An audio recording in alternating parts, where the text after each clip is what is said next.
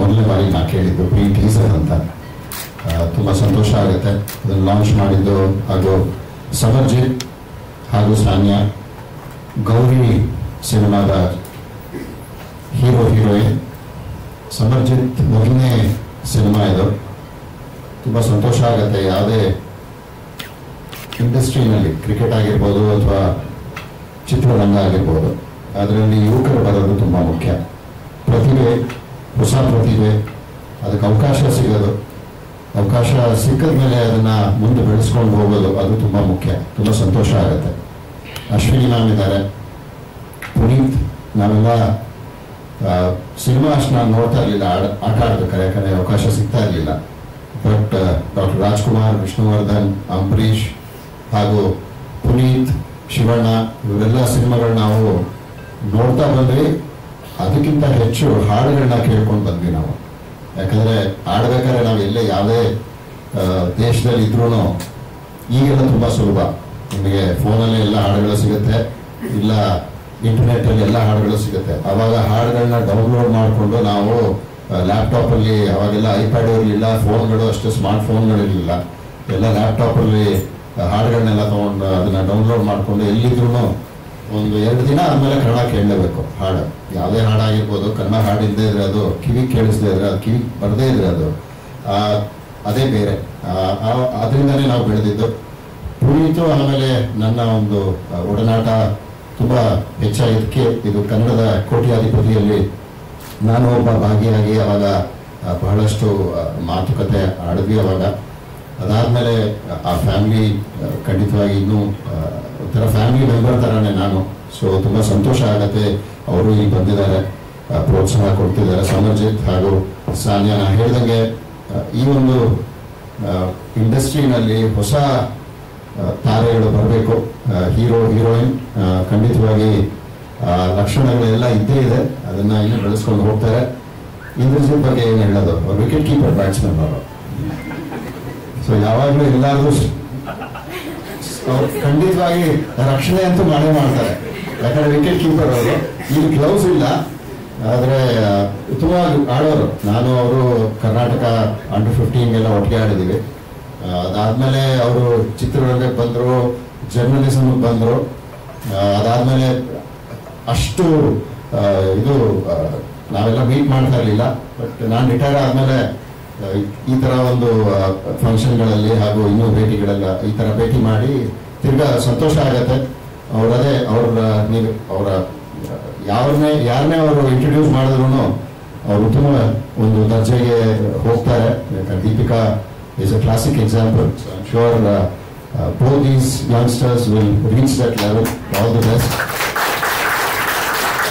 ಕನ್ನಡ ಚಿತ್ರ, ಕನ್ನಡ ಚಲನಚಿತ್ರ, ಕನ್ನಡದ ನಟರು, ಆಕ್ಟರ್ಸ್, ಆಕ್ಟ್ರೆಸ್ ಅವರ ಒಂದು ಸರಳತೆ ಹಾಗೂ ಗಾಂಭೀರ್ಯ ಅದೆಲ್ಲ ನಾವು ನೋಡ್ತಾನೆ ಬಂದಿದ್ದೀವಿ. ಯಾಕಂದ್ರೆ ಎಲ್ಲೇ ಮೀಟ್ ಮಾಡಿದ್ರು ಆ ಕನ್ನಡಿಗರ ಒಂದು ಸರಳತೆ ಅದು ತುಂಬಾನೇ ಅದ್ಭುತ. ಸುಮಾರು ಸತಿ ನಾನು ಏರ್ಪೋರ್ಟ್ಗಳಲ್ಲಿ ಮೀಟ್ ಮಾಡ್ತಾ ಇದ್ದೆ. ನಟರಾಗಿರ್ಬೋದು ಅಥವಾ ಯಾರೇ ಆಕ್ಟ್ರೆಸ್ ಆಗಿರ್ಬೋದು, ಅವರ ಒಂದು ಸರಳತೆ ನಿಮಗೆ ಕಂಡು ಬರುತ್ತೆ. ಬರೀ ನಮ್ಮ ಹತ್ರ ಅಂತಲ್ಲ, ಎಲ್ಲ ಜನರ ಒಂದು ಸಂಪರ್ಕ, ಅವರ ಮಾತುಕತೆ, ಅದರಲ್ಲೆಲ್ಲ ನಾವೆಲ್ಲ ನೋಡ್ತಾ ಬಂದಿದ್ದೀವಿ. ಅದೇ ಸರಳತೆ ಇಲ್ಲೂ ನೋಡ್ತಾ ಬಂದಿದ್ದೀವಿ. ಅದನ್ನೇ ಮುಂದುವರಿಸಿ, ಯಾಕಂದ್ರೆ ಕನ್ನಡ ಚಿತ್ರರಂಗದ ಒಂದು ಲೆಗಸಿ ಏನಿದೆಯೋ ಅದು ನಿಮ್ಮ ಕೈಯಲ್ಲಿದೆ, ಮುಂದಕ್ಕೆ ತಗೊಂಡು ಹೋಗೋದು. ತುಂಬ ಸಂತೋಷ ಆಗುತ್ತೆ. ಈ ಒಂದು ಕಾರ್ಯಕ್ರಮಕ್ಕೆ ಅಜಿತ್, ನನ್ನ ಇಂದ್ರಜಿತ್ ಅಂತ ಬರೋದೇ ಇಲ್ಲ, ಅಜಿತ್ ಅಂತಾನೆ ಬರೋದು, ಅಜಿತ ಅಂತಾನೆ ಬರೋದು ಹೆಸರು. ಸೊ ತುಂಬ ಸಂತೋಷ ಆಗುತ್ತೆ. Samarjit, all the best. ಅದೇ ಅವ್ರು ಹೇಳಿದಾಗೆ ನಾನು ಅವರು ಒಂದು TV ಕಮರ್ಷಿಯಲ್ ಸುಮಾರು ಒಂದು 15 ವರ್ಷ ಹಿಂದೆ ಅನಿಸುತ್ತೆ, ನಾನು ಅವಾಗ ಇನ್ನೂ ಆಡ್ತಾ ಇದ್ದೆ ಕ್ರಿಕೆಟ್. ಅವಾಗ ನಾವಿಬ್ಬರು TV ಕಮರ್ಷಿಯಲ್ ಮಾಡಿದ್ವಿ. ನಂಗೆ ಆಗ್ತಾ ಇರಲಿಲ್ಲ. ಹೋದ ವರ್ಷ ನಾವು ಸುದೀಪ್ ಅವರ ಒಂದು ಫಂಕ್ಷನಲ್ಲಿ ಭೇಟಿ ಆದಾಗ ಅವಾಗ ಹೇಳಿದ್ರು, ಸಮರ್ಜಿತ್ ನಾನು ಆ ಆ್ಯಡಲ್ಲಿ ನಿಮ್ಮ ಜೊತೆ ಇದ್ದೆ ಅಂತ. ಸೊ ತುಂಬ ಸಂತೋಷ ಆಗುತ್ತೆ. ಈ ಮಟ್ಟಕ್ಕೆ ಅವರು ಡೆಡಿಕೇಟೆಡ್ ಆಗಿ, ಪ್ಯಾಷನೇಟ್ ಆಗಿ, ಯಾವುದೇ ಪ್ಯಾಷನ್ ಇದ್ರೂ ಅದನ್ನು ಮುಂದುವರ್ಸ್ಕೊಂಡು ಹೋಗ್ಬೇಕು. ಅದರಲ್ಲಿ ಒಂದು ನಿಮ್ಮ ಏನು ಗೋಲ್ ಇರುತ್ತೋ ಅದು ಖಂಡಿತವಾಗಿ ಸಿಗುತ್ತೆ. ಅದನ್ನು ನೀವು ಶುರು ಒಳ್ಳೆ ಇದರಿಂದ ಮಾಡ್ತಾ ಇದ್ದೀರಾ. ತುಂಬ ಸಂತೋಷ ಆಗುತ್ತೆ. Ajith, all the best. ಎಲ್ಲರಿಗೂ ಅಷ್ಟೇ ಆಲ್ ದಿ ಬೆಸ್ಟ್. ಆ್ಯಂಡ್ ತುಂಬ ಸಂತೋಷ ಆಗುತ್ತೆ ಕನ್ನಡ ಚಲನಚಿತ್ರದ ಈ ಒಂದು ಚಿತ್ರದ ಮೂಲಕ ಹಾಗೂ ಇಬ್ಬ ಯುವಕ ತಾರೆಗಳ ಒಂದು ಸೃಷ್ಟಿ ಆಗಲಿ ಈ ಒಂದು ಮಾಧ್ಯಮದಿಂದ. ಮುಂದೆ ಇನ್ನೂ ಹೆಚ್ಚು ಕನ್ನಡ ಚಲನಚಿತ್ರ ಬೆಳೀಲಿ. ತುಂಬ ಸಂತೋಷ ಆಗುತ್ತೆ. ಯಾಕಂದರೆ ಯಾವುದೇ ಚಿತ್ರ ನೋಡ್ಬೋದು, ನೀವು ಯಾವುದೇ ಚಲನಚಿತ್ರ ನೋಡ್ಬೋದು, ಅದು ನಮ್ಮ ಭಾಷೆನಲ್ಲಿ ನಾವು ನೋಡೋದು. ಯಾಕಂದ್ರೆ ಒಂದು ಸಣ್ಣದೊಂದು ನಿಮಗೆ ಒಂದು ಎಕ್ಸಾಂಪಲ್ ಕೊಡ್ತೀನಿ. ನಾನು ಪಂಜಾಬ್ ಕಿಂಗ್ಸ್ ಕೋಚ್ ಆಗಿದ್ದಾಗ ಅವಾಗ KGF 2 ರಿಲೀಸ್ ಆಗಿತ್ತು. ಅದೊಂದು ಪ್ರಿವ್ಯೂ ಅಂತ ನಾವೆಲ್ಲ ಟೀಮ್ ಮೆಂಬರ್ಸ್ ಕೂತಿದ್ವಿ. ಒಂದು ಆಫ್ ಡೇ ದಿನ ಅದನ್ನ ಪ್ರಿವ್ಯೂ ತೋರಿಸಿದ್ರು. ಕನ್ನಡದಲ್ಲಿ ಆಗಲಿಲ್ಲ ಅದು, ಯಾಕಂದ್ರೆ ಹಿಂದಿನಲ್ಲಿ ಇತ್ತದು. ಅದನ್ನು ನನಗೆ ತುಂಬ ಕಷ್ಟ ಆಯಿತು ನೋಡೋದು.